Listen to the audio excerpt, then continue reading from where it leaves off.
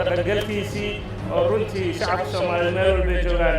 aad iyo aad u soo dhaweeyay dalka gudihiisa iyo dibaddiisa isla markaana ay hore u arkeen golihii murtida madadaalada dhagax dhigtay sida looga wada qayb qaatay bulshadoo dhanna kaalintooda uga qaateen halkan waa madxafkii qaranka oo taariikh weyn u leh ummadda Soomaaliyeed inaa maanta noo dhagax dhigto